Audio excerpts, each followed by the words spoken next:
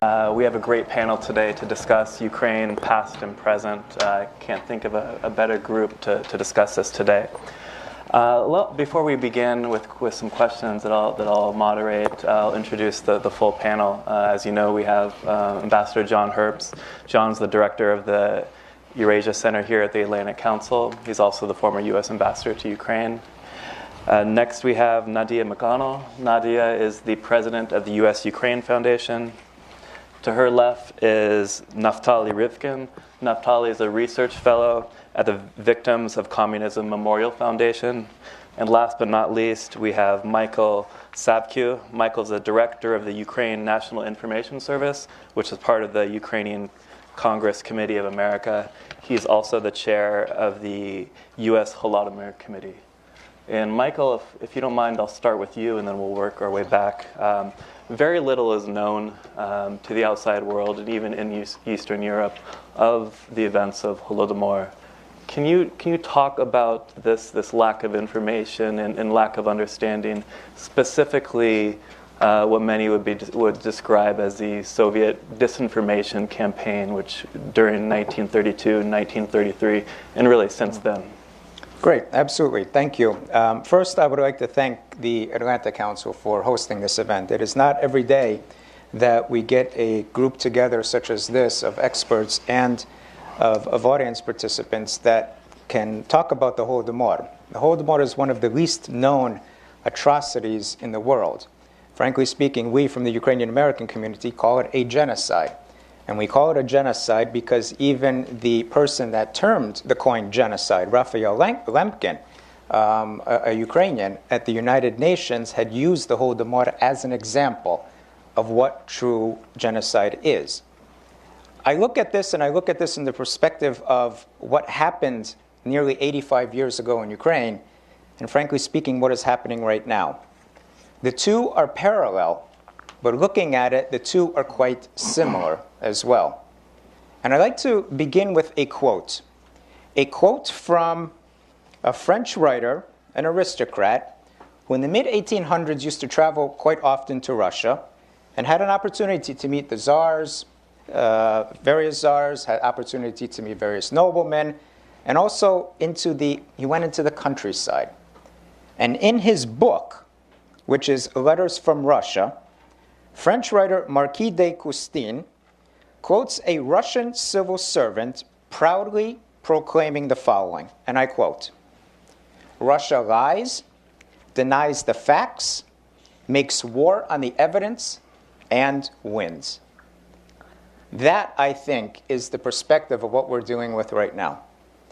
Whether this book, Letters from Russia, written nearly 175 years ago, the Holodomor, which happened 85 years ago, and the incidents that are happening right now in eastern Ukraine and Crimea, shows that Russia lies and Russia makes war on the facts. Now, this is not necessarily a historical lesson that I'd like to give you today. What I'd like to give you is a philosophical notion of what is happening in that area and what is emanating from Moscow. For Moscow, it's not so much a territorial grab of Ukraine.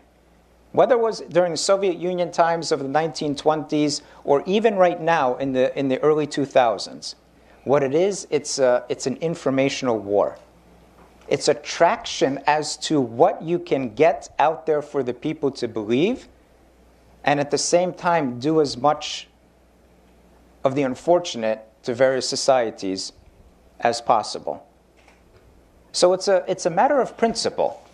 It's a matter of democratic principles versus it's a matter of authoritarianism, dictatorship, and how you wield power. Now, it's quite interesting that the Soviets denied the Holodomor for the longest of times. Frankly speaking, they denied it till about the mid-1980s when we, in the greater Ukrainian diaspora, whether in the United States or throughout the world, started speaking more and more about it. And there was some resonance associated with it. There was some traction associated with it. Members of Congress, presidents of the United States issued their particular statements about the Holodomor. Frankly speaking, it culminated in 2008 with a statement by President George W. Bush that said that the Holodomor was a, quote, crime against humanity. So the Soviets, having denied it for so long, and only after a lot of the information started trickling out after the dissolution of the Soviet Union in 1991, did they even acknowledge that the Holodomor happened. It's the same thing. Fast forward 85 years, ladies and gentlemen. Fast forward 85 years from the Holodomor to what is happening right now in eastern Ukraine and Crimea. If you remember, of March of 2014, nearly 3 years to the date that the Russians started invading Crimea with quote-unquote little green men, that Putin obviously said there is no such thing as little green men in Ukraine. That obviously had no notion that this was being done in an organized fashion in terms of the illegal annexation of the Autonomous Republic of Crimea in Ukraine. So this is the point of the story. And what we see is not so much about how history repeats itself, because unfortunately it does repeat itself, but how we have to tackle those historical burdens of not being silent. I had a wonderful opportunity to see a premiere of the film last week, Bitter Harvest, which you just saw just a very short trailer. The movie is poignant. The movie is riveting. The movie encaptures your heart and your soul because it is about a love story in the dire circumstances of a forced famine in Ukraine. But I picked up one amazing quote from that particular movie. And the quote came from a Soviet commissar saying that reality is the enemy. If reality is the enemy, how do we fight against who is the enemy? Is reality the true enemy? Or obviously is the disinformation that is being strewn about the enemy? And this is what I'd like to leave you. I'd like to leave you with certain instances of what are happening in today's world. Unfortunately, a lot is happening, a lot is being said in terms of fake news, a lot is being said in terms of facts, how to look at these particular facts. The facts are there, ladies and gentlemen. The facts have always been there 85 years ago. The facts were there nearly 175 years ago when the French writer and aristocrat traveled throughout Russia. The facts are all there. In 1932-33, there were journalists that actually were embedded in Ukraine that did get out the story.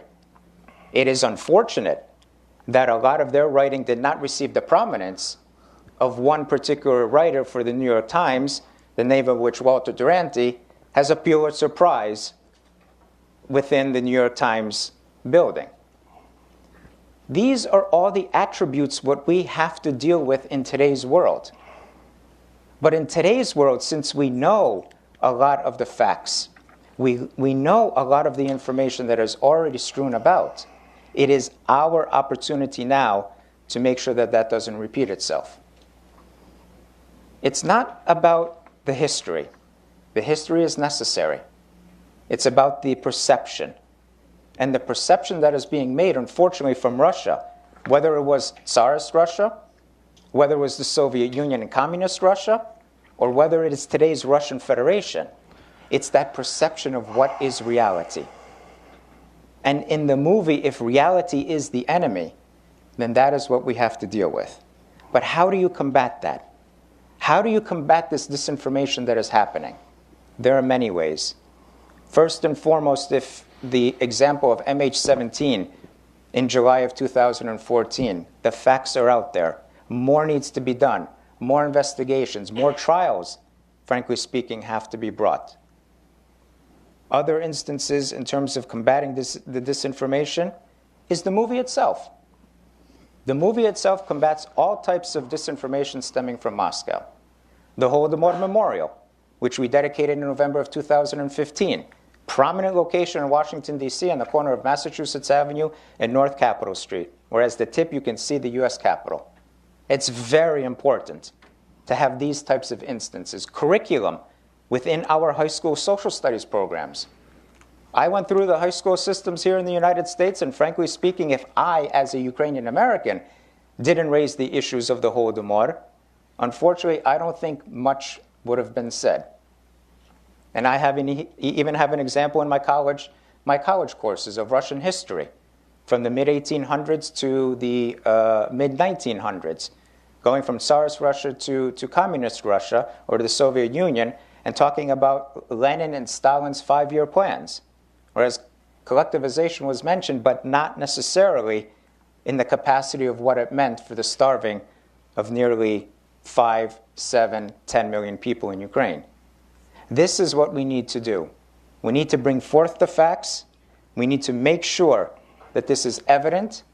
And as I had mentioned earlier, one of the greatest examples of Holodomor in terms of its debunking of the information from the Russian Federation is recognizing it as its true genocide. I leave you with one particular quote as well. And this is a quote from Desmond Tutu. This is a quote about what should inspire us to work in the future and to debunk a lot of this misinformation and a lot of this propaganda. It is a quote as follows: "If you are neutral in situations of injustice, you have chosen the side of the oppressor." And I think those are poignant words that we need to remember as we examine a little bit more of the Holodomor in this panel discussion, and if you have the unique opportunity of watching the film Bitter Harvest. Thank you. Thank you. Naftali, following up with what Michael talked about, you've done a lot of research regarding how reporters and politicians misrepresented the events in the early 1930s. Can you talk about this a little bit more and how this misrepresentation of the facts affected past events, but also what's going on currently in Ukraine, and how that affects the culture of the society? Sure. First of all, thank you, Tim and Michael. And I apologize to the room. I picked the worst day to get a cold, so I don't know how it's going to sound, my voice coming through the mic. I wanted to pick up on something Michael just said about high school curricula. And it's important to note that the way we talk about history, the words that we use here in Ukraine and in Russia have an impact on younger generations. I was sifting through some Russian high school textbooks, and I found an example of how Russian children are taught about, basic history, like the famine in Ukraine, 1932-33. So this is a quote from a textbook published in Russia in 2008, the author by the name of Danilov. It says, "The famine was a result of weather conditions, as well as the incompleteness of collectivization processes. In parentheses, collective farms were not yet able to provide the required level of production of bread, while the kulaks, the wealthy farmers, were liquidated as a social class and did not participate in the production." So this is just to substantiate your point further, that the disinformation has an impact in the way we educate our children here and in Russia. And I also wanted to pick up on something you mentioned about Walter Duranty. How many people here know who Walter Duranty is? I think a sizable portion of the room. For those of you who don't know who he is, he was the New York Times correspondent in Moscow from 1917 to, I believe he was the bureau chief until 34, and then 34, 35, and then he stayed on as a reporter. And he won a Pulitzer for a series of 11 articles, partially covering the Holodomor in Ukraine. And for those of you who don't think he deserves a Pulitzer, which I do not, you may change your mind, because he may deserve a Pulitzer for the Orwellian linguistic gymnastics in his article. He writes, simply, "There is no actual starvation, but there is widespread mortality from diseases due to malnutrition." Now, Duranty's an easy target, and we could, as many do, dismiss him as a liar. But Duranty, unfortunately, was not an outlier at the time. Famous people, intelligent people, like George Bernard Shaw, H.G. Wells, French Prime Minister Edouard Herriot, were all fooled by Russia's propaganda campaign during the Holodomor. Even Arthur Koestler, that's the cold. Even Arthur Koestler, author of Darkness at Noon, which I think is one of the best books on communism ever written, unfortunately dismissed the dying Ukrainians as, quote, enemies of the people who preferred begging to work. So my question is why? Why the shameless lying? The almost hilarious doublespeak, the complete denial of reality? Who do these people think they're fooling? As always, George Orwell holds the key to the mind that can believe freedom is slavery and ignorance is strength. In 1945, Orwell wrote, "It was considered equally proper to publicize famines when they happened in India and to conceal them when they happened in the Ukraine. And if this was true before the war, the intellectual atmosphere is certainly no better now." And I think now extends to 2017. Orwell gets to the heart of the matter. It's not that the Holodomor deniers were fools, although many of them were fooled by Russia's disinformation campaign, which, for example, removed starving orphans from the street before the arrival of the French Prime Minister. It's that it is fashionable in this long 20th century of Ukrainian history, from the Holodomor to the war in Donbass, to create false equivalence between the common tragedies of the human condition and the deliberate, systematic, and malicious aggression of the Russian regime. I want to share with you a quote from another journalist, a good guy this time. Gareth Jones was the journalist who originally broke the story of the Holodomor. He interviewed Soviet Foreign Minister Maxim Litvinov in 1933, and in that interview, Litvinov took a line that we have heard from many Russian foreign ministers since. He said, flat out, well, there is no famine, which of course is a blatant lie. But then he tailored and amended his statement a little bit. He said, you must take a longer view. The present hunger is temporary. In writing books, you must have a longer view. It would be difficult to describe it as hunger. Notice the sentence construction. There are no active verbs. My college English professor would be appalled. He always used to ask me, who is doing what to whom? Hunger and famine occur all over the world all the time. In India, for example, like Orwell said. And Litvinov is trying to say that the famine in Ukraine, which he says wasn't really a famine, just occurred without any cause or any effect necessarily.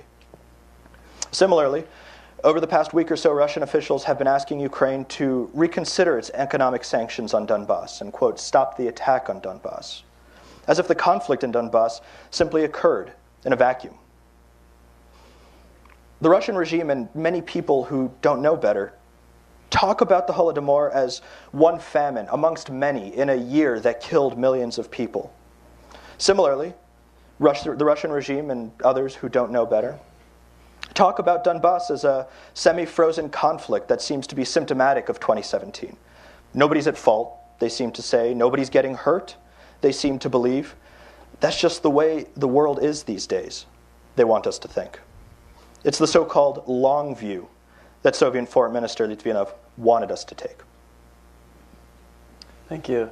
Nadia, it seems like there's a pattern here, sort of a struggle for the truth. And what's left to say? Huh? Yeah. Can you talk about why this is, and are there similarities between the 1930s and today? Well, definitely. I guess I'd like to divide my remarks into two parts. Looking back what happened then, and actually looking at various issues regarding Ukraine, be it Chernobyl, the millennium of Christianity, or the war now, there are just parallels that are just so striking. First, I want to talk about the parallels here in the United States.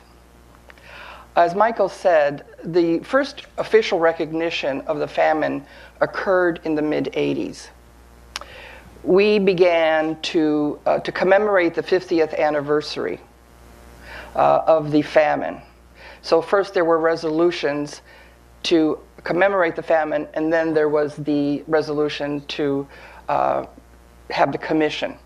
The United States was the first government in the world to officially recognize that the famine, the Holodomor, took place. several of us, old-timers, had a little group. Actually, we called ourselves the Caucus, Ukraine Caucus, and our headquarters were in the Monocle. And we met, and one of them was Mata Sahelska. She worked for the National Science Foundation, and she was detailed to Senator Hollings. So guess who sponsored the resolution on the famine in the Senate? It was Senator Hollings. So that was the beginning of this campaign to officially recognize. And there were some interesting things that happened. We tried to get a hearing on the Senate side, and Senator Lugar, chairman of the Foreign Relations, didn't want to do it. So we went to see Senator Jesse Helms. Now, old-timers will remember him as being quite the rebel, you could say. And he was chair of the Agriculture Committee. And so he claimed that he had jurisdiction over this topic because the Holodomor had to do with collectivization and in agriculture. So this sort of interesting little thing. But so this was the beginning of pressing for recognition. And besides thanking the Atlanta Council for organizing this event, I want to thank the people who put together this film, because I think this film represents a milestone in the world recognizing this event. When you have an event like this now being introduced into the popular culture, be it film or books, I think this is another step towards more widely people recognizing it and accepting the historical fact of this. Now, when we were doing this resolution, we thought we were uncovering sort of the world for the Congress.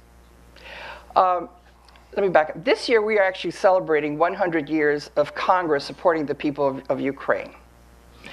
One of the things we discovered was that actually in 1934, Hamilton Fish III of New York introduced a resolution in regards to the famine. So the world knew, people knew, and even in Washington, people do. Now, we had the pleasure of interviewing him. He was already in his mid-90s, and he ranted and raved about President Roosevelt. Because at that time, that was the time when we in the United States wanted to recognize Russia. So geopolitics got in the way of the Congress being able to officially recognize what was taking place. Does anybody see parallels to today? So actually, if we look at the history, Congress has been always in the forefront on these kind of issues in relations to Ukraine. And throughout history, there have been different reasons why presidents may not have wanted to support or endorse certain positions. So it seems like history continues. Now, it's already been somewhat discussed about the disinformation. I'm going to call it the Kremlin playbook, which is consistent from then till now. The only thing that changes are the methods because of advances in technology and resources. And I divide it into what people have already said. First, it's the deny and cover up. Whether it was the Holodomor, whether it was Chernobyl, whether it was the millennium of Christianity. You name it, that's the first step. And then you have the propaganda, which provides an alternative narrative to substitute for the truth. And then we have fake news. And the biggest example of that was Walter Duranty. I think this is an interesting case study about his role that he played. It was much more than just writing articles to cover up what was going on. He was an integral part of promoting the Soviet position. Looking at Walter Duranty, there was an interesting quote, since everybody's quoting. In November of 1933, after there had been some negotiations about the recognition of Russia, there was a dinner at the Waldorf Astoria hosted by the Soviet foreign minister. And one of the participants who wrote about that said, during the dinner, as people were being introduced, there was mild applause. But when Walter Duranty was introduced, it was thunderous applause. And this is the quote. One quite got the impression that America, in a spasm of discernment, was recognizing both Russia and Walter Duranty. Now, the other part of the playbook is to identify people of stature and recognized status who are either paid experts or, as Stalin defined them, useful idiots. And sometimes it's hard to figure out in which category people fit. I went to the Ukrainian Weekly Archives for 1983, and I pulled out an article, not about the Holodomor, but actually about Reverend Graham attending a peace conference in Moscow in 1983. The reason I pulled it out, because can you think of another person who is so respected, an American icon, than Reverend Graham? Spiritual advisor to many presidents, respected by people of all faiths. I mean, I don't think there's anybody who would attack Reverend Graham. So when he goes to Moscow and says he sees no signs of religious persecution, despite the fact that he visited with 6 Pentecostal believers from Siberia who had been living in the U.S. Embassy for 5 years. He then went on to say things like, he went to several Orthodox churches and they were packed, something that he would not see in Charlotte, North Carolina, his home. And the final one, which was really hard to read, when talking about food shortages, he said, I had wonderful meals. Caviar. In America, only the very rich can afford caviar. Why? I'm not picking on Reverend Graham, but I am trying to illustrate that when you have someone of this stature who, for whatever reason, is promoting a certain line. Now, this was a prelude to 1988, when we were commemorating the millennium of Christianity. I happened to be the chair of the government relations for that, and it was political guerrilla warfare, because the Kremlin was trying to seize it as the millennium of Christianity in Russia. So it's very challenging to maneuver through today in terms of different people, and I'm not going to name names, who are in this category. The final step is to vilify and attack those who speak the truth. And it's been already brought up. Garrett Jones was a Welsh journalist who bravely was undercover in Ukraine. He spoke the language, and he held a press conference in 1933 talking about the famine. He was denounced, attacked, and just 2 years later, he was murdered under suspicious circumstances. So, unfortunately, I don't think we see much changes in the situation, both in the playbook by the Kremlin, or unfortunately maybe sometimes in terms of politics here in Washington. Thank you. John, if I may ask a very broad and sweeping question, why is it so important today to understand the events of 1932 and 1933? Let me give 7 main points to answer your totally unscripted question.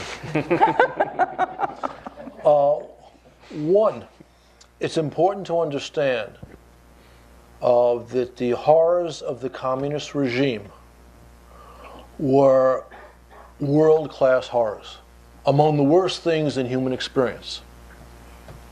And that the people brutalized under communist rule were all of the peoples of the Soviet Union, not to mention the peoples of China and Cambodia, Kampuchea, and so on. I mention that because right now we're talking about one specific, perhaps the most horrific of all the communist crimes. Well, maybe I'd say you could say what happened in China during the Cultural Revolution. You could talk about the famine in China in 1961. You could talk about what happened in Kampuchea or Cambodia after the communists came to power as comparable. But everyone suffered, including the Russians. Point 2. That's point 2 or 3. Putin's Russia, and this is something we've been talking about since the panel began, is a serious geopolitical problem and a serious human rights problem, but not nearly on the same magnitude as the Soviet Union in either category. Point 3. In that period of not quite a decade of possible Russian democracy that followed the fall or the implosion of the Soviet Union, there was real interest in Russia in the horrors of communism. The KGB archives were open, serious research was done, and we are grateful for the findings of that research. You also had a civic organization in Russia that appeared in the 80s, in the last days of the Soviet Union, Pamets, run by the eminent academician Likhachov, that was interested, and Pamet means memorial, which is interested in memorializing the sufferings under communism. Point 4. Sadly, this brief Russian flirtation with democracy ended when you had the handoff from President Yeltsin to then Prime Minister Putin, who became President Putin. And Mr. Putin was and is a KGB agent. He says you never leave the service, except with extreme prejudice, of course. And Putin famously said that the great geopolitical tragedy of the 20th century was not the Holocaust, not the Holodomor, but the fall of the Soviet Union, which of course is a great misjudgment in moral terms. And Mr. Putin represented the Siloviki, the people who ran the KGB, the Ministry of Defense, and various other, the Ministry of Interior, the power ministries of the Soviet Union. And his becoming president meant the return of this psychological type to power in Russia. And that psychological type greatly enjoyed the geopolitical preeminence of the Soviet Union, and to this day, they feel for that preeminence the way a person whose leg is amputated feels their vanished leg.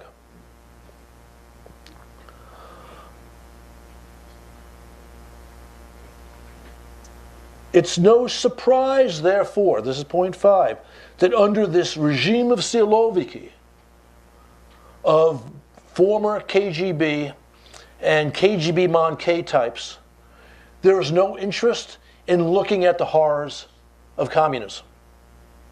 In fact, to the extent that Putin is an ideologist, and I say to the extent because I don't want to overstate this, his contribution, if you want to use that noun, is to creating a fusion of Tsarist greatness and Soviet greatness, which is a legacy which the Russian people today have as a point of navigation as they look to the future. And that legacy concludes those ugly aspects discussed by my fellow panelists. Point 6. So what is the importance of the Holodomor? 1, it's really important in Ukrainian national consciousness. For the people of Ukraine to understand what was done to them as a horror of communism, but also in order to quash Ukrainian national feeling at a critical moment in Soviet history, is important to understand Ukraine as an independent country. Just as Putin's aggression in Ukraine has solidified a national consciousness, the Holodomor was an earlier pre-conscious recognition, phenomenon of the same kind. I say pre-conscious because only Ukrainian intellectuals understood it in the 30s. So that's reason 1. But reason 2, and this comes more to what I've already said, it is a wedge for understanding more broadly the horrors of communism, not just in Ukraine, but also in Russia, in China, and so on. In that respect, this film, Bitter Harvest, could wind up being a very important cultural event. That's certainly my hope, that this leads to a serious conversation about the things that happened in the Soviet Union. And I'm surprised, and I'm delighted to be the free safety on this panel, because I'm surprised that no one mentioned the actual extent of the horrors of the Holodomor. If you look at the various writings on it, the number of fatalities ranges from a low of 3 million to a high of 10 or even 11 million. Very large number. Very large number. Finally, the Holodomor and the recognition of the extent of the horrors, the recognition of who was responsible, and who was responsible was very much the Politburo of the Soviet Union, is an important geopolitical fact today, and a geopolitical fact of prime importance to the Kremlin for 2 reasons.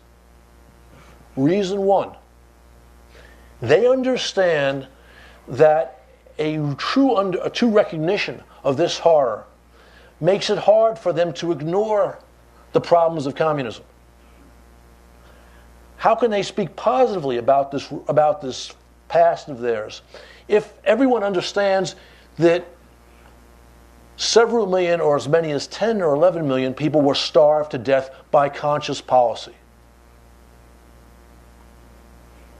Therefore, they have attacked Ukraine's commemoration of the Holodomor as an example of extreme Ukrainian nationalism and Russophobic tendencies, which is nonsense. Point 2 on this, or second point of point 7, sorry about that, point B, is that this commemoration is also a danger to Putin's authoritarian project in Russia. Because again, the same regime that nuked Litvinov, the same regime that murdered Politkovskaya, that murdered Nemtsov, is a regime that does not want to acknowledge the horrors on an absolutely extraordinary scale of the communist period.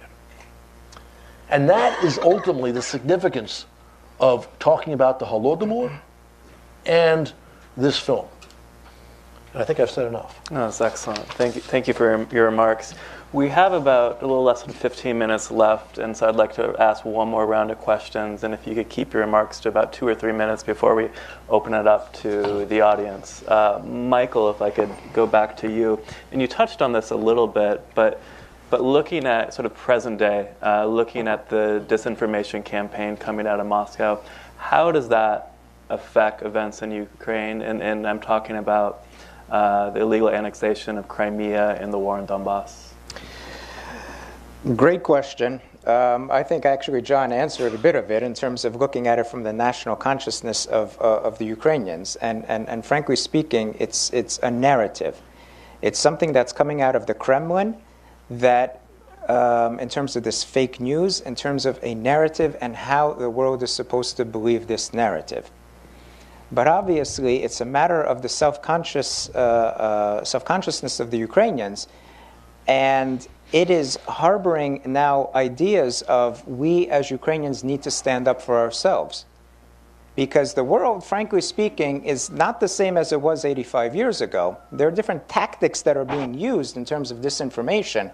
Luckily enough, the world is open enough to new technologies in terms of social media and so forth, that we can actually know some of the truths that are happening right now in Ukraine. And with that, 85 years ago, unfortunately, other than a few journalists, the world did not know. But how do you combat that? There are so many new methodologies that you can combat today's present crisis in Ukraine. Obviously, in terms of the little green men in Crimea, that already we knew as a fact. That was out there. It needs, unfortunately, I think what is necessary is something that happened even 85 years ago. Though the information was known 85 years ago, it was a matter at times of appeasement. And I'll give you a quote as well. Luckily enough, I have something ready. There was a document compiled by the British Foreign Service. And in this particular document, it says, the truth of the matter is, of course, that we have a certain amount of information about famine conditions in Ukraine. We do not want to make it public, however, because of the Soviet government would resent it, and our relations with them would be prejudiced. So that makes, I think, a complete cycle and a complete circle here, that it's a matter of appeasement, and we don't want to appease. We cannot appease right now. And that, I think, is in terms of an answer to your question, it solidifies the Ukrainians in what they are trying to accomplish, what they are trying to do, integrate into Europe. They've been a democracy before. This is not the first time that Ukraine has had a democratic republic in a democratic country, but it's civil society which makes the difference. Frankly speaking, that's one of the things that Stalin wanted to annihilate as much as possible, is that free will and that free thinking from the Ukrainians. Because he needed, obviously, their land for his collectivization and for his industrialization, and he needed to squelch the population.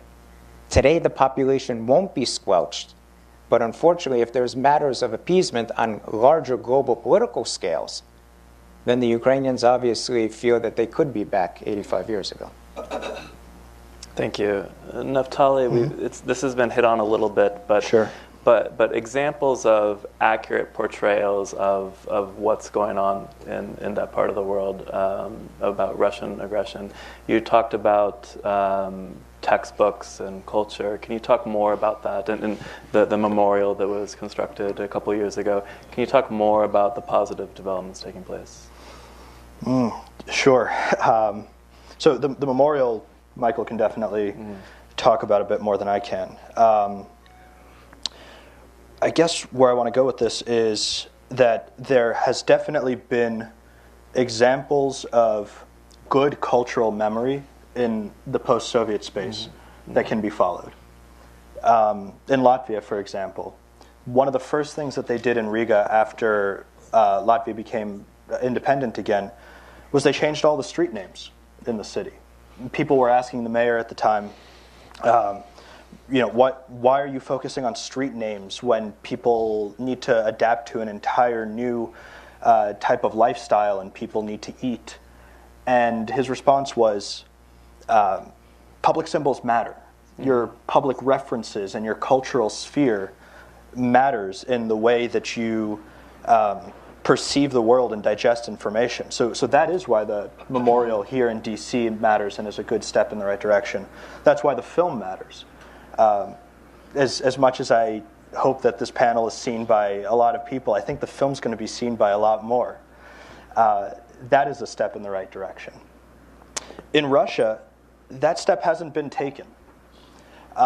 If you walk through the street in Moscow, you see hammers and sickles all over the metro stations, whereas in post-Soviet and Warsaw Pact capitals, the giant monstrous statues of Stalin have been torn down. They've been torn down, but actually just moved to a park in Moscow. You can still go and see them. And of course, textbooks haven't changed. The way that school children commemorate their own history is unapologetic, even proud. Ukraine, on this cultural sphere is a country in flux. They have been democratic, and they've been working tirelessly since the collapse of the Soviet Union. But it's not always easy. People don't want to, tear down the statue of Lenin where they celebrated their 13th birthday 50 years ago. It's hard to change the smaller villages, the textbooks, but that's where the fight has to happen. Thanks. Nadia, you made the point of the Russian playbook being the same over the decades and generations, how maybe the tools have changed. How might organizations or the international community combat this? What programs could be done? How do we raise awareness? Well, I think it's just constant vigilance. I mean, I think you here in the Atlantic Council have done, I think, a fantastic job of putting out, credible information. Tim, if I might make some other comments. Sure. That one of the things I don't think we have come to understand is the impact of the Holodomor on Ukraine society as such. And I think it's something worthy of maybe analysis as well. And I'm just going to cite 3 examples. Ambassador Sherbak, Dr. Sherbak, when he was here one time in a speech, he talked about the fear that still remains within Ukraine because of the Holodomor. And this whole, so when you think about that this fear is still inculcated in society, I think it makes the recent striving of civil society that much more remarkable. I'm also going to just give you a couple of examples. In 1992, I happened to be in Ukraine with a colleague of mine, and we went to visit her elderly aunt. And of course, we're all euphoric because Ukraine's independent. And then she tells me that her aunt is squirreling away dry bread. The notion that Ukraine's independence somehow may threaten them, because that's what collectivization was all about. There's another documentary film that I'd recommend, The Babushka of Chernobyl, that's done by an American woman. It's strangely uplifting, but it's about these women in their 80s and 90s who've gone back to the Chernobyl zone, and of course a lot is made about the fact that they're living with radiation, and there are people coming out, testing them and their water and all of that. But in the film, one of them says they have no fear about the radiation. The thing that they fear is famine, not having enough food to eat. So this is, I think, has seeped into society in ways that we have not really, I think, yet come to understand. And on this point, we can talk about the disinformation by the Kremlin. I have to, I think, bring out the fact that the Party of Regions and President Yanukovych was not ready to recognize this horrific event, even though the most harshest of this Holodomor was suffered in eastern Ukraine. So I think this is something that was to me of interest. In 2008, when President Yushchenko was doing a major program to recognize the Holodomor, there was a lot of criticism. I was at a forum in Romania, and some Europeans said, "Oh, he's wasting his time. He shouldn't be focusing on the Holodomor. There are more important things to focus on." And I contradicted him because I happened to be there. And one of the things I observed was people in eastern Ukraine who had lived through the Holodomor and had never spoken about it were finally feeling free to talk about it. So can you imagine the impact of keeping this inside, the fear and the terror, and what that has done to I think, the Ukrainian society? And so I think, again, the fact of what we're seeing in Ukraine's fight for its own independence and democracy is that much more remarkable given the fact that they have this remembrance of terror. Mm-hmm. Thank you, John. We just have a couple minutes. Do you have any other remarks you'd like, sort of in response to what the panelists have said? Now, I have a reading assignment for the audience. If you want to know about the Holodomor, probably the book to read is Harvest of Sorrow by Robert Conquest, the great British historian. There's another author you should read whose books I can't remember. His name is James Mace, who's written extensively about the Holodomor. And finally, everyone was speaking about the concept of useful idiots, Westerners who were doing the Soviet bidding even if they didn't understand it. A person to read on this subject, again, I don't remember the name of the book, is Paul Hollander. Holland with an E-R. Great book. With that, I'm done. Thank you. We'd love to open it up for questions from the audience, and if you could please identify yourself and give your affiliation. Yes, sir. We have a mic. Thank you so much, Mr. Fairbanks, for organizing this wonderful panel. My name is David Talbot. I work at the Victims of Communism Memorial Foundation, and I would like to offer it to you as moderator to defer the question where you see it best answered. One of the things in thinking about the future of Ukraine that didn't necessarily come up in the conversation today is the future of Ukraine in the context of the new administration. And I would love to hear thoughts about how people who love Ukraine are thinking and strategizing right now for the welfare of their people. And I'm one of them. Yeah. Michael? Well, thanks. Thanks, Davey. Interesting question, obviously, and I had a feeling that this would come up. You know, I think you have to put everything in perspective, and given if we're discussing the Holodomor and the events of 85 years ago, and the world not knowing, and the quote that I had written, that I had mentioned about the British Foreign Service diplomats talking about they knew about it, yet they didn't say anything about it, meaning appeasement. Well, we know what appeasement has led to. We know what appeasement led to in 1933. Actually, in 1933, the United States recognized the Soviet Union as an entity during the height of the famine. We know what happened in the late 1930s because of appeasement and what that led to.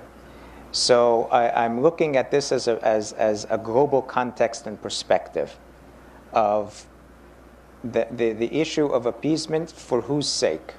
We have to know that the facts are out there. We have to know what builds a strong world, and that is democracy, democratic principles, a free and open society.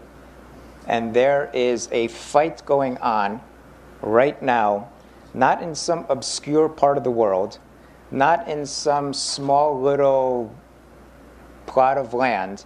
This is in the center of Europe, at the heart of Europe's principles, is exactly a fight for freedom that is happening.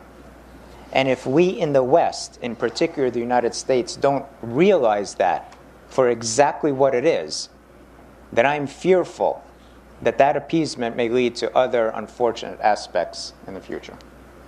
Thank you. John, would you like to respond? Let me answer not so much as someone who loves Ukraine, but as someone who has some affection for Ukraine, but also not some affection for Russia, but most importantly, a lot of affection for the United States. All right? We have a serious geopolitical problem in the leader of the world's second most powerful military, one of the two great nuclear superpowers, has a revisionist agenda in Europe. Wants to weaken NATO, wants to weaken transatlantic ties, wants to have a sphere of influence in his neighborhood. Jim Mattis is correct to say this is the most important danger we face today. We need a policy that recognizes that. Just about everyone chosen by President Trump to a senior national security position seems to understand that. The new National Security Advisor seems to get it. The Secretary of State seems to get it. The Director of the CIA seems to get it. The Vice President seems to get it. It's not so clear that the President of the United States seems to get it. That is worrying.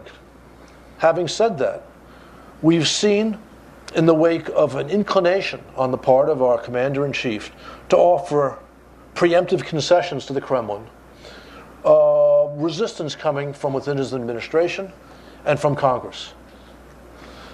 We've seen this opera bouffe with this Ukrainian peace, this quote-unquote Ukrainian peace plan, as reported by the New York Times. All this is making people here wonder, what is up?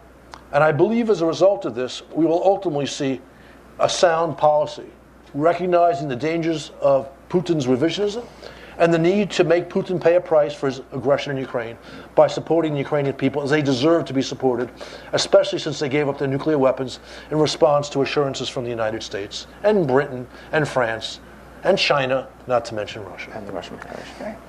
Naftali first, he jumped in. Oh, sorry.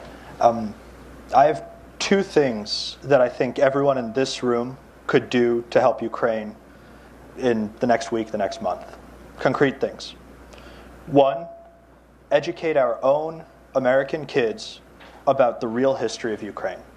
Make sure they are completely inoculated against whatever you want to call it, fake news, fake facts. It's just incorrect things. Educate them. And two is assist Ukrainian civil society. Train their journalists, fund their schools, support their democratic movements. And then Ukraine will make an educated choice for itself. I would say that we need to have more Americans understand that people of Ukraine are in the front lines, not only just for their independence and sovereignty, but really defending Euro-Atlantic values. As somebody said, unlike Vegas, what happens in Ukraine doesn't just stay in Ukraine. And if you look at what Putin is doing all over, whether it's in the Arctic, whether it's working in Europe, so this is not Ukraine is not an isolated case, but Ukraine is on the front lines, literally, militarily. And Ukraine is succeeding, and it can succeed if we honor our commitments of the Budapest Memorandum and give them the tools militarily to ultimately succeed. So they are fighting our fight. And that's, I think, the message that we need to, I think, more broadly understand within our own country. Thank you. Another question? Yes, sir. My name is Bob Holmes.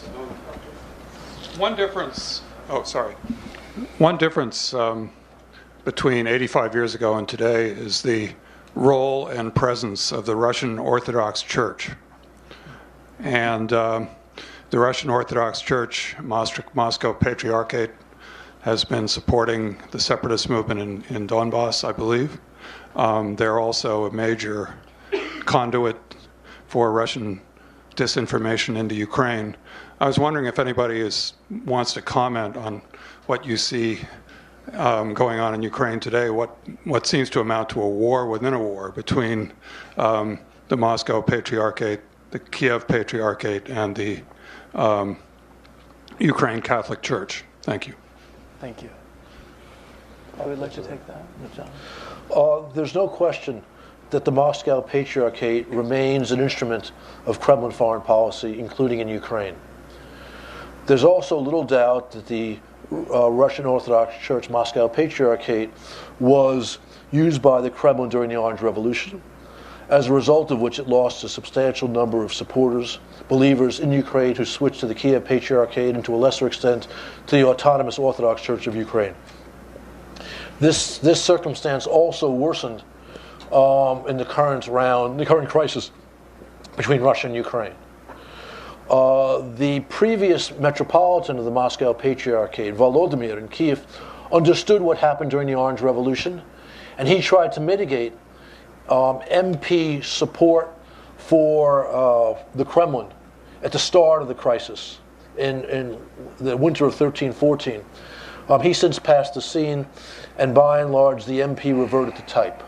All this has led to a strengthening of the position of the Kiev Patriarchate and to a much lesser extent of the autonomous Orthodox Church of Ukraine. The Uniate Church doesn't really play in this. They remain strongly supportive of the Ukrainian national project, but by and large you haven't seen Orthodox Christians in Ukraine moving to the Uniate Church as a result of the MP's not very pretty game in country. And by the way, one last point.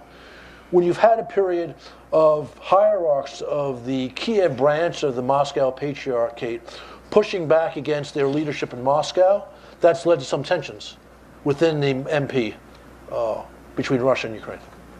Can I add something? Yeah. One of the things I'd like to add to this, and John is correct, obviously, in terms of speaking about the actual role of the churches. But there's a little bit more that I'd like to mention in terms of, I'm sure that you've heard of this term, Ruski Mir, Russian world. This is the opportunity of Russia to use as a branch of its foreign policy arm to protect, quote unquote, those Russian-speaking citizens, the Russian-speaking population in the near abroad, as they call it. So Ukraine is an example of that, the Baltic states, the Caucasus, and so forth and so on. This is a conscious effort that is being used by the Kremlin and by Moscow on how to stifle resistance as much as possible. And they use the church in that capacity as well. So the church here is not any type of, the Russian Orthodox Church, Moscow Patriarchate, is not necessarily an altruistic type of church here. They're not out there for your soul, frankly speaking. They are out there, frankly, part and parcel with the foreign policy arm of the Kremlin. And we must understand that this is being, this notion of warfare in Ukraine, as we have alluded to, that Ukraine is literally on the front lines. But it's not just militarily. Whether we can go to Congress and go to the administration and ask for weaponry for Ukraine, it's not just about the military aspect here. There's an informational hybrid war that's going on as well. And this Ruski Mir is exactly that hybrid warfare, but it has different facets to it. It has facets of cultural, it has facets of religious, has facets of social. You look back in the 1930s, not just during Holodomor times, but even right after, who were some of the first people that Stalin sent to prisons? The intelligentsia, the priests, the bishops, those that actually led civil society, those that had trust within civil society. Stalin knew that in the 1930s, 40s, and 50s. Putin knows that today. Please. Yes, to underscore what John said, the Russian Orthodox Church has always been and continues to be an arm of the state. And we see that continuing to play out, for instance, even in terms of some of the politics with the Vatican. But I think there's the council of all Ukrainian churches and religious organizations in Ukraine is a powerful anecdote to this.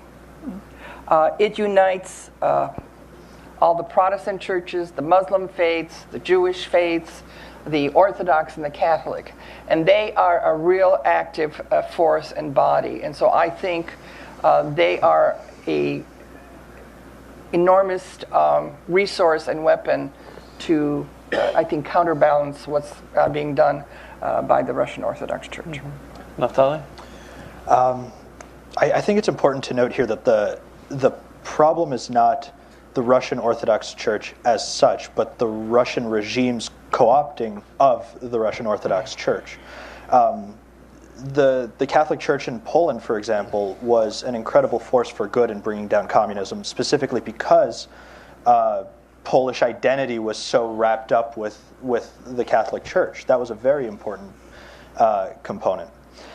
But why is the Russian Orthodox Church so successful, or the Russian regime so successful in co-opting the Russian Orthodox Church?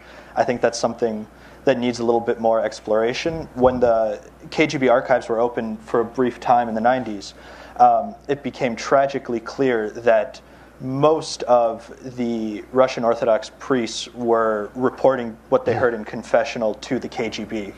A tremendous breach of ecumenical and personal trust.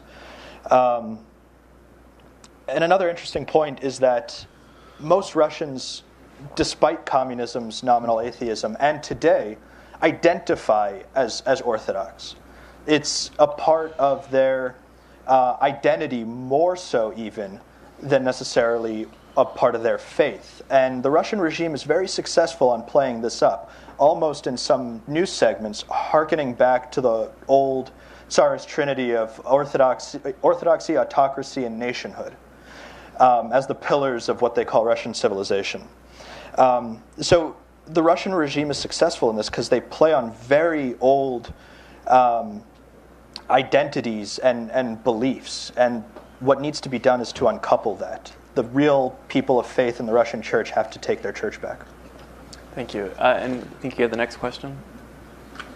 Can we get a microphone over here? Elaine Sereo, Associate Rector of WIUU in Kiev, Ukraine. I'd like to tie all these points made together, starting with, Michael, when your first statement was the French quote in the early 1800s. And basically what we're seeing about how facts are manipulated to a particular end to their win. And all the way right now to what we're experiencing at this very moment.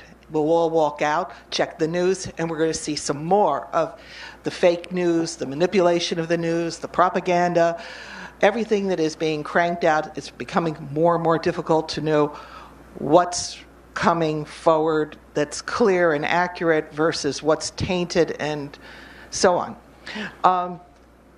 That being said, what we're dealing with today is a very complex situation. It's Ukraine. It's what's happened to Ukraine. It's the documentation of Holodomor, which brings past history to light and factually. And now we're facing the effects of Russia's aggression in Ukraine being practiced to the extent that it's been able to be exported here in our society in a different way, again through information, manipulation, cyber issues.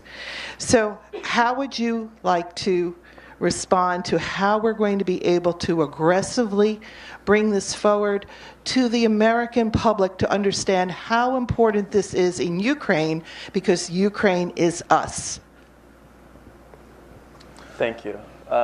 Michael, do you want to start with you and we'll work our way down? Sure. Thank you for the question. It's a complex answer. I don't think there's an easy fix to any of this.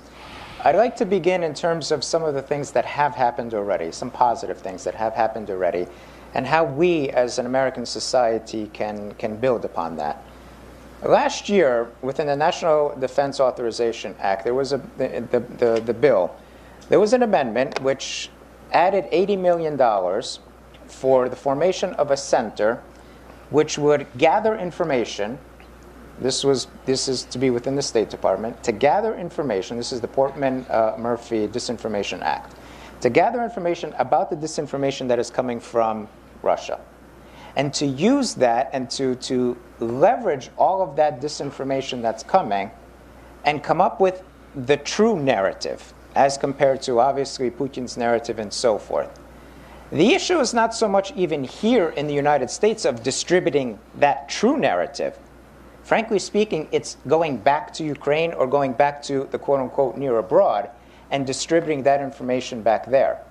That, I think, is one of the first keys to our success, is that it has to start on a local civil society type basis in Ukraine.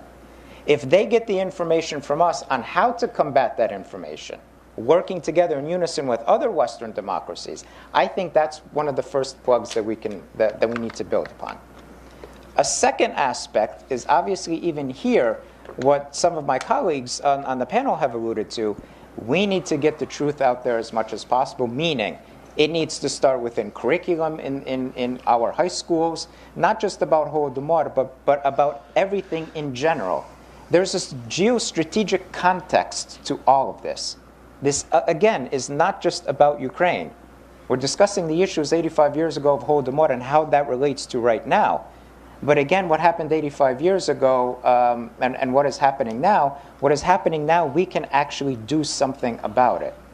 And the bringing this to American society, having more discussions such as this, I think is uniquely an opportune way to bring forth a little bit more of that, combating that narrative, that disinformation. It's much more difficult sometimes now, unfortunately, to deal with this, because what's happening in terms of this Ruski Mir, which I had mentioned earlier, it's weaponizing information. It's a very hard concept to understand, weaponizing information. You think of information as facts, and you build your case upon those facts. But it's actually weaponizing it. It's making it into its own beast, so to say. And I think that's where our work lies ahead of us. Let's begin in these small steps. Let's begin with civil society in the greater European venue and theater. And then, obviously, we need to do in parallel, we need to do the same thing here in the United States. Education, like Michael mentioned, is the key. And if I could be so bold as to add to your reading list, that's already very useful. One of my favorite books on communism is Witness by Whittaker Chambers. Oh, yeah. In the introduction to the book, where Chambers is sitting in his farmhouse in New Jersey, writing the letter to his children, he writes a line that I always remember. He goes, "I want to inoculate you against communism before you ever learn the word." It's a belief in truth as an antidote to untruth, learning the truth before you ever even learn the untruths. So let's amend that for 2017. Let's inoculate our children against Russian disinformation before they ever even learn the term. Well, as everybody has noted, this is an enormously complex situation, because the amount of resources that the Kremlin has devoted to this disinformation is enormous. And I don't think we need to necessarily match dollar for dollar their resources, but I do think that we need to be strategic about it. And while I have some hope for whatever program could be developed within the government to address this issue, I'm not sure that that's the total answer, because we know a government bureaucracy which will be created to coordinate messaging will not be nimble, and it cannot be nimble and quick. I think it has a role. At a conference last week that actually Michael's organization sponsored, one of the people was from the IT world in Ukraine, and he mentioned that they had some volunteers who are working on this issue. I mean, most of it is happening in social media. So I would like to challenge the Ukrainians who have proven themselves in this IT world, being cutting edge, to take this initiative and somehow create a program that will bring in the volunteers that they have and to be strategic about it. It has to be fought on many, many fronts. Each of us with our respective organizations can play a role, but I think it requires also a massive approach, particularly in the social media world. John? I'll pass. Okay. We have about 10 minutes left, which might give us time for 2 questions and short responses. So, sir, in the back? Bob McConnell. I'd like to make a comment following up on something Mrs. McConnell just said. She challenged Ukrainian IT specialists. I'd like to challenge the Ukrainian government. They are incompetent in sending their own message. They're still talking not about a war, Russia's war with Ukraine, but they talk about an anti-terrorist operation. It's about time they said what was going on in true terms. Thank you. Another question or comment? Yes, ma'am. Hello. My name is Roxalana Wanar, and I have been working with a nonprofit called Ukrainians of Colorado, providing humanitarian assistance to victims of the war in eastern Ukraine. And I just recently moved here from Colorado, and I just would like to, I'm also an aspiring scholar on Ukrainian issues, and particularly Holodomor. And I'd like to thank you so much for hosting this panel. It's very important for people to realize the importance, and kind of going off of what we've heard today, I would just like for you to please speak about what has been done here in the U.S. And also what you think should be done as far as trying to get Holodomor on the level of not only recognition as the Holocaust, which Ukrainians also suffered in, as well as, of course, Jews, but also as the Holocaust has been, in several countries in Europe, I think it's about 13 countries, there's been a ban to deny, that you can't deny the Holocaust. And also with that, the symbolism of Nazism, for example, like the salute to Hitler and so forth. As we've seen recently, the communist symbols of the hammer and sickle have been particularly popular with Hollywood. I believe it was Kim Kardashian who recently appeared wearing a sweatshirt wearing the hammer and sickle. And for many people, that was very offensive. So I was just wondering, since Holodomor is an epitome of the great evil of communism that has happened, particularly in Ukraine, along with several other genocides and famines that happened in Ukraine that aren't as well researched as the Holodomor, for example. But I would like to know what you think can be done and what has been done to try and put Holodomor on that level to, ban the denial of it. Thank you. Thank you. Anyone would like to take that? A short response, I'll start. Quick response? Very nice question. Thank you very much. Frankly speaking, a lot has been done. It may not be evident as much, but I think this is where the rest of us, in terms of American society, we have to roll up our shirt sleeves and get to work a little bit. I'll give you some examples of what has happened and obviously what is still necessary. Worldwide, there are only 14 countries that have acknowledged the Holodomor as a genocide. So that's one of the first things that needs to be done. This needs to be brought more to the world's attention. There are many Ukrainian diasporas throughout various parts of the world. It is our role as a diaspora to bring forth this notion of recognizing the Holodomor as a genocide. So I think that remains first and foremost. And while the United States did have a commission on the Ukraine famine, as it was called back in 1988, or 86, excuse me, and it did mention that we, in terms of this commission, find that it was a genocide, that Stalin committed genocide in 1932-33. The U.S. government as a whole has not recognized it as of yet. However, interestingly enough, if you go to the legislation which enacted the construction and the building of the memorial, Holodomor Memorial in Washington, D.C., it actually does state that it is Holodomor / Ukrainian famine / genocide of 1932-33. So certain things have been done. Regarding curriculum, again, what Naftali had mentioned earlier, it's all about education. And this is not a centralized, we in the United States are not a centralized educational system. So this all begins from local grassroots and goes further up. So it is necessary for you to get out there as much as possible within your school boards, within your respective states, to get this done. The state of Illinois is mandatory that you have to learn about the Holodomor in social studies classes. Massachusetts is fighting that battle right now. New York State, as a matter of fact, in the Regents exam 2 years ago, actually had a question on European history about Holodomor. And you get to choose, do you answer that or do you answer another aspect about World War II, another question regarding World War II. So there are certain things that are out there. I can give you a great example. Senator Schumer, when he appears at our yearly commemorations of Holodomor at St. Patrick's Cathedral, he always mentions that this is the Ukrainian Holocaust. So the more that this information gets out there, the more that it basically gives us, enriches us, and gives us the fortitude to move forward. Okay. Thank you, please. And I want to get everyone a chance to have closing remarks, too. We have a few minutes left. I'll give you two concrete examples about education programs that we're doing.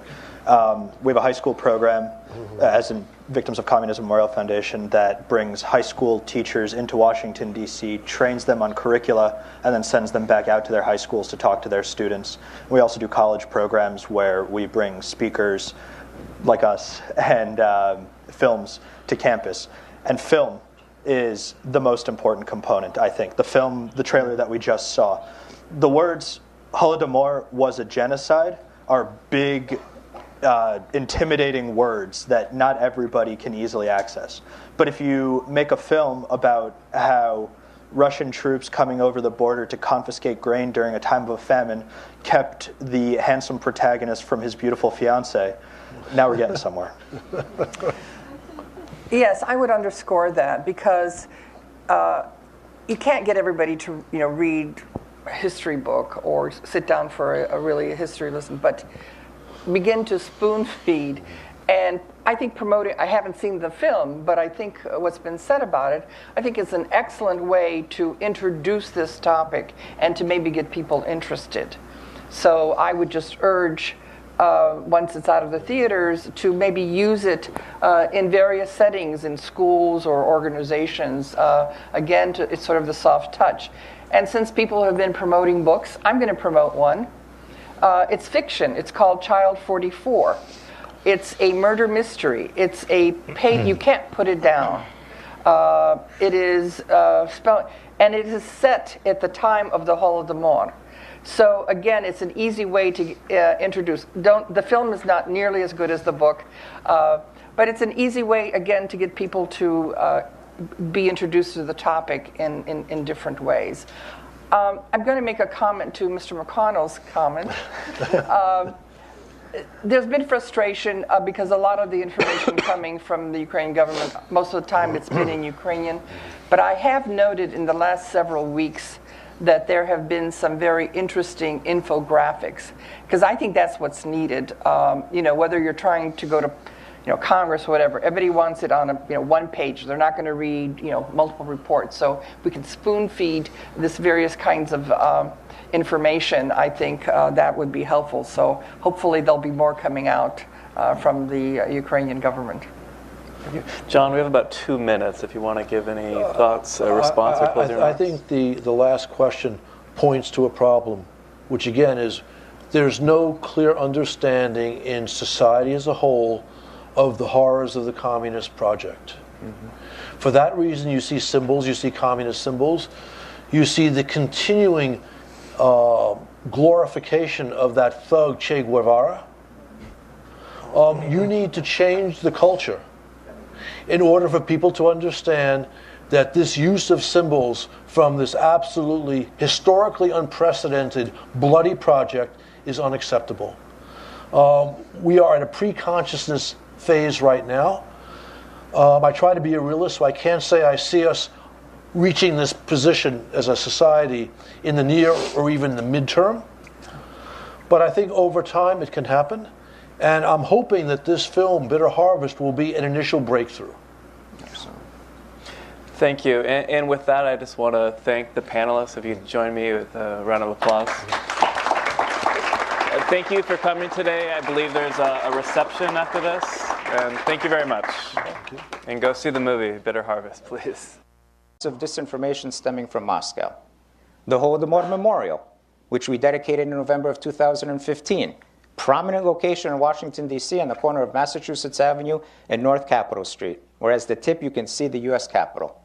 It's very important to have these types of instances. Curriculum within our high school social studies programs. I went through the high school systems here in the United States, and frankly speaking, if I, as a Ukrainian American, didn't raise the issues of the Holodomor, unfortunately, I don't think much would have been said. And I even have an example in my college courses of Russian history from the mid-1800s to the mid-1900s, going from Tsarist Russia to Communist Russia or to the Soviet Union, and talking about Lenin and Stalin's 5-year plans.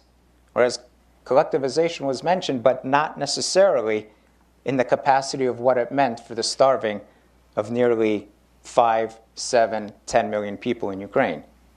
This is what we need to do. We need to bring forth the facts. We need to make sure that this is evident.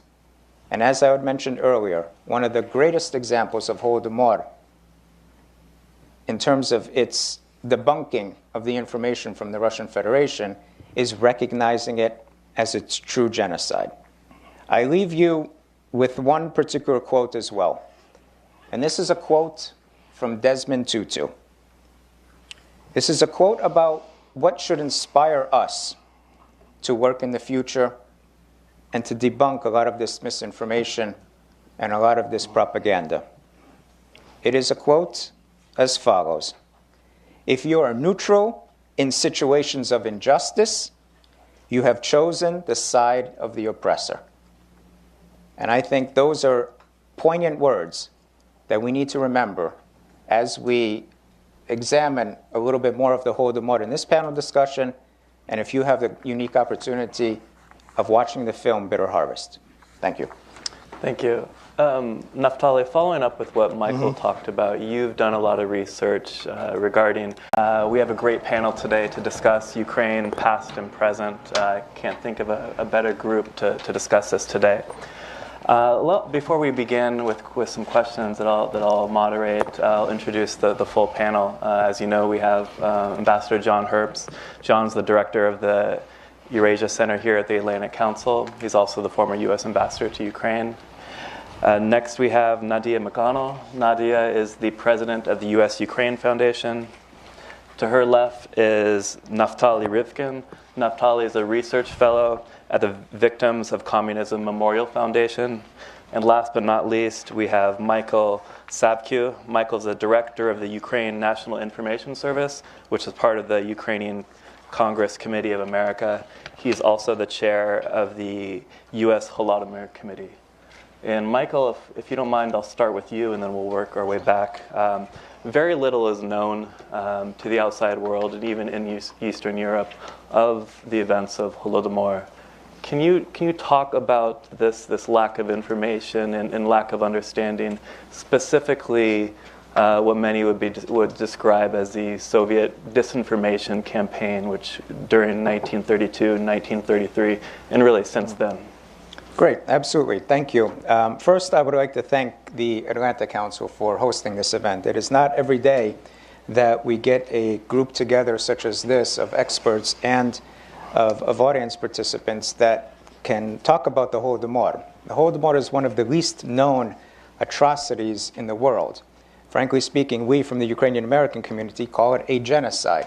And we call it a genocide because even the person that termed the coin genocide, Raphael Lemkin, a Ukrainian at the United Nations, had used the Holodomor as an example of what true genocide is.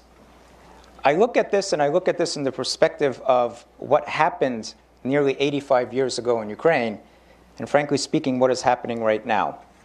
The two are parallel, but looking at it, the two are quite similar as well. And I'd like to begin with a quote, "The enemy."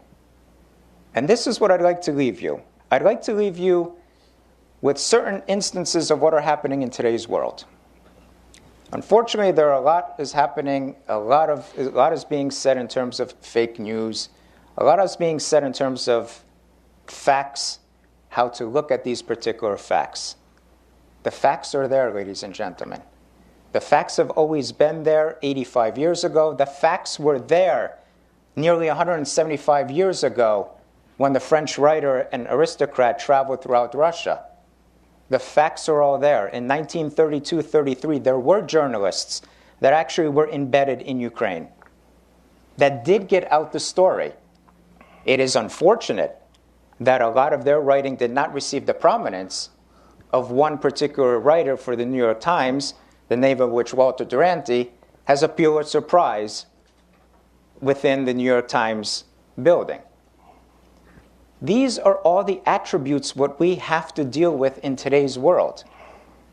But in today's world, since we know a lot of the facts, we know a lot of the information that is already strewn about, It is our opportunity now to make sure that that doesn't repeat itself.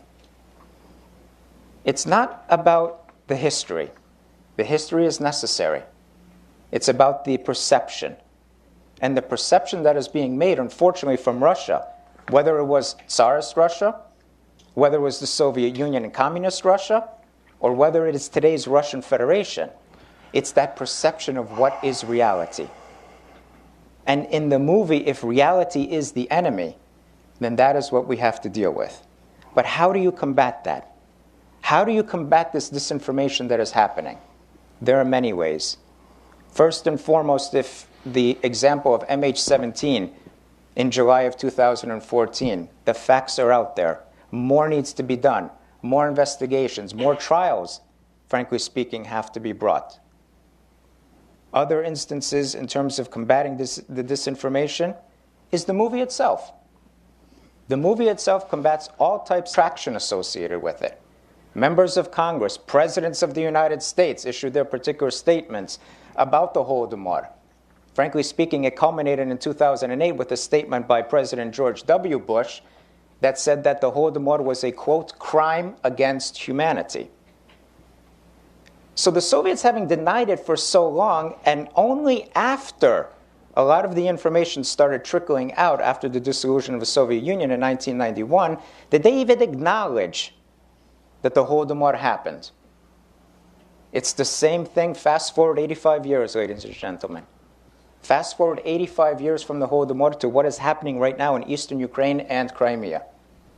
If you remember, of March of 2014, nearly 3 years to the date that the Russians started invading Crimea with quote-unquote little green men, that Putin obviously said there is no such thing as little green men in Ukraine. That obviously had no notion that this was being done in an organized fashion in terms of the illegal annexation of the Autonomous Republic of Crimea in Ukraine. So this is the point of the story. And what we see is not so much about how history repeats itself, because unfortunately it does repeat itself, but how we have to tackle those historical burdens of not being silent. I had a wonderful opportunity to see a premiere of the film last week, Bitter Harvest, which you just saw just a very short trailer. The movie is poignant.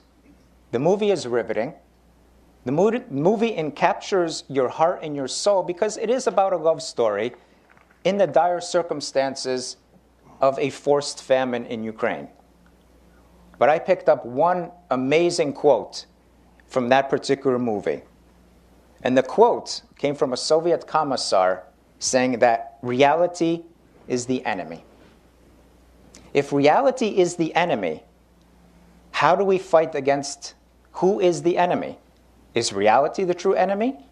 Or obviously is the disinformation that is being strewn about? A quote from a French writer, an aristocrat, who in the mid-1800s used to travel quite often to Russia and had an opportunity to meet the czars, various czars, had opportunity to meet various noblemen, and also he went into the countryside.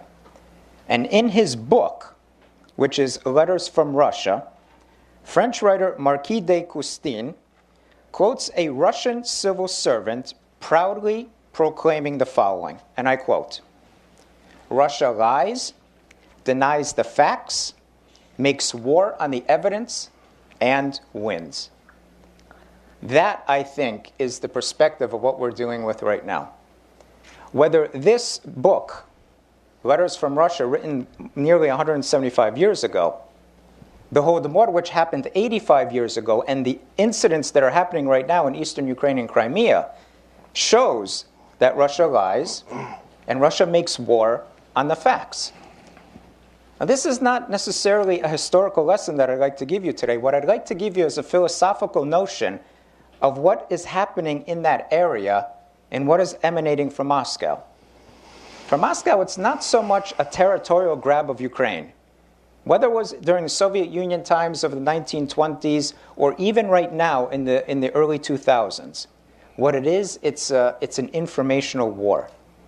It's attraction as to what you can get out there for the people to believe, and at the same time do as much of the unfortunate to various societies as possible.